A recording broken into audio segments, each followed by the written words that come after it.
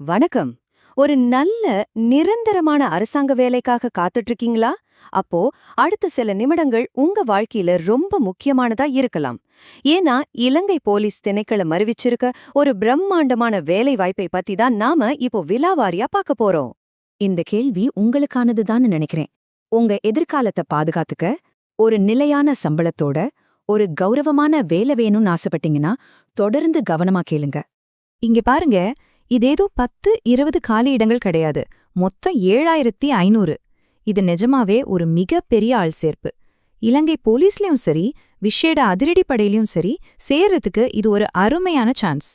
சரி, எல்லாத்தையும் விட மிக முக்கியமான விஷயம் இதுதான். இந்த தேதிய இப்பவே உங்க போன்லயோ இல்ல டைரியிலயோ குறிச்சு வச்சுக்கோங்க. மே மாசம் 8ஆம் தேதி 2026.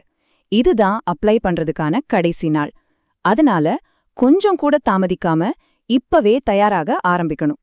சரி, வாங்க இந்த வேலைவாய்ப்பை பத்தின அடிப்படை தகவல்கள் என்னன்னு முதல்ல பாத்திரலாம். இது உங்க எதிர்காலத்துக்கான ஒரு சூப்பரான தொடக்கமா இருக்க போகுது.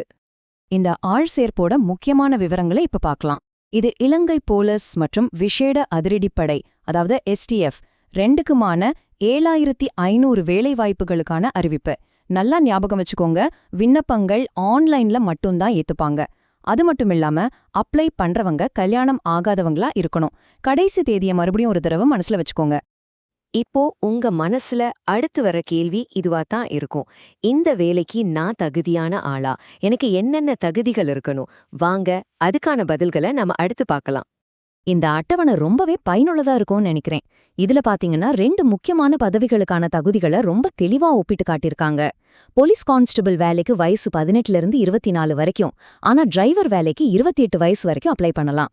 அதே மாதிரி படிப்புலயும் வித்தியாசம் இருக்கு. கான்ஸ்டபிள் வேலைக்கு மேத்ஸ், சயின்ஸ், இங்கிலீஷோட சேர்த்து 5 கிரெடிட் பாஸ் வேணும். ஆனா டிரைவர் வேலைக்கு மேத்ஸ் மற்றும் தாய்மொழியில 2 கிரெடிட் பாஸ் இருந்தாலே போதும். உங்க உயரம், தகுதிகள் எல்லாத்தையும் இதுல செக் பண்ணிக்கோங்க. சரி, உங்களுக்கு இந்த வேலைக்கு தகுதி இருக்குன்னு நீங்க முடிவு பண்ணிட்டுங்க. அடுத்த ஸ்டெப் என்ன? அப்ளிகேஷன் ஃபார்ம் ஃபில் பண்றது தான். ஆனா அதுக்கு முன்னாடி நீங்க சில விஷயங்களை ரெடியா எடுத்து வச்சுக்கணும்.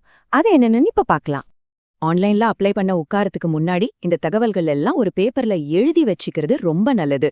உங்க உயரம், உங்க குடும்பத்தோட டீடைல்ஸ், உங்க கான்டாக்ட் நம்பர்ஸ், இப்படி எல்லாமே கையில இருந்தா அப்ளை பண்ணும்போது எந்த டென்ஷனும் இருக்காது, வேலையும் சீக்கிரம் முடியும். தகவல்களை எல்லாம் திரட்டினதுக்கு அப்புறம் இந்த டாக்குமெண்ட்ஸ் எல்லாம் ஸ்கேன் பண்ணி ரெடியா வச்சுக்கணும்.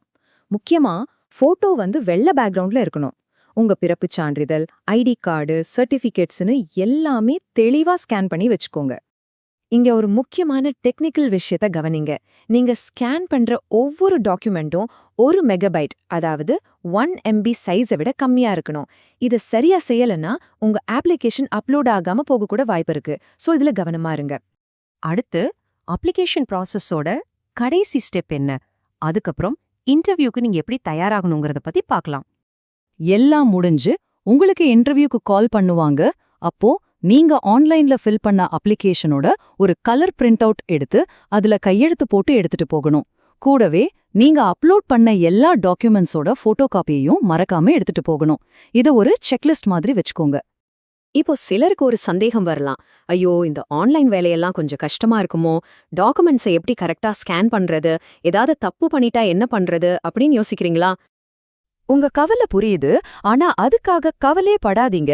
டெக்னிக்கலா உதவி தேவைப்படுறவங்களுக்கு ஒரு சூப்பரான தீர்வு இருக்கு.